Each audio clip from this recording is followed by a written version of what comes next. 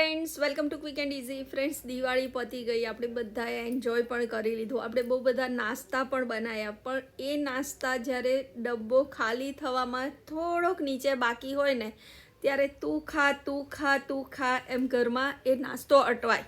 તો એ બધું મિક્સ કરીને મેં આજે આ પૌવાનો ચેવડો બનાવ્યો છે. તો પહેલાં એના માટે એક આપણે મસાલો રેડી કરીએ. તો વલિયારી અને જીરુંનો પાવડર કરવાનો, એને તમારે ચાળી લેવાનો છે. પછી આગળ બીજા મસાલા ઉમેરીશું. અંદર સેજ પણ કરચ ના રહેવી જોઈએ. હું દર વખતે કહું કે મને નથી ગમતું.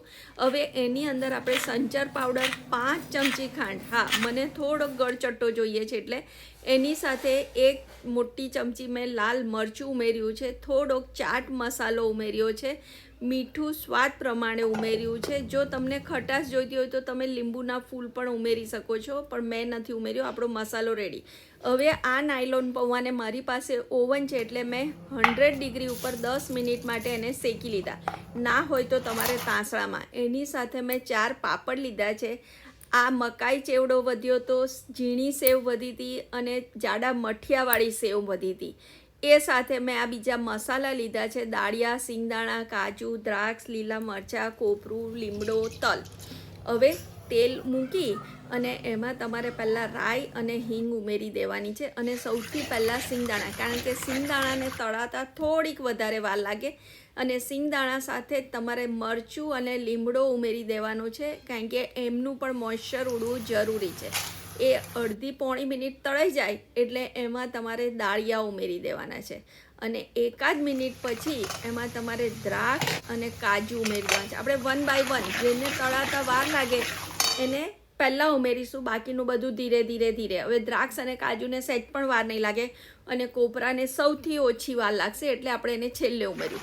હવે એમાં આપણે મસાલો કરવાનો છે. મસાલો આપણો રેડી જ છે, પણ હળદર નથી નાખી, એટલે હળદર અને તલ ઉમેરી અને તમારે પૌવા ઉમેરી દેવાના છે. બીજો મસાલો હમણાં નથી કરવાનો. એને બરોબર તેલથી કોટ કરવાના છે. પૌવા આપણા શેકેલા છે એટલે એકદમ ક્રિસ્પી છે. હવે એની સાથે સેવ, પાપડ, આપણે જે મકાઈ ચેવડો હતો ને એ બહુ મોટા હોય, એને થોડાક આપણે ક્રશ કરીશું એટલે મકાઈ પૌવા આપણા સાદા પૌવામાં મિક્સ થઈ જાય, છૂટા ના પડી જાય. અને એની સાથે ઝીણી સેવ છે ને. હજુ જો તમે પાપડ સ્કીપ કરીને તમારી પાસે મઠિયા ફાફડા વધ્યા હોય ને તો એ પણ ઉમેરજો, એનો પણ ટેસ્ટ સરસ લાગશે. હવે જે આપણે મસાલો રેડી કર્યો હતો ને એ મસાલો બધો તમારે ધીરે ધીરે અંદર ભભરાવી અને બધું બરાબર હલાવી દેવાનું છે. અને આ આપશો ને તો છોકરાઓ આરામથી ખાઈ લેશે. થોડાક મઠિયા, થોડાક ફાફડા, થોડીક સેવ, એ તમે કહો એ નહીં ખાય. બહુ દિવસ પછી આપણને એ નાસ્તાનો ચામ પણ જતો રહે છે. એટલે ઘરમાં બધા જ એ ખાવા રેડી નથી હોતા. તમે આ બધું મિક્સ કરીને આપજો, કંઈક નવું ફરી રેડી થઈ જશે અને એ લોકો આરામથી ખાઈ શકશે.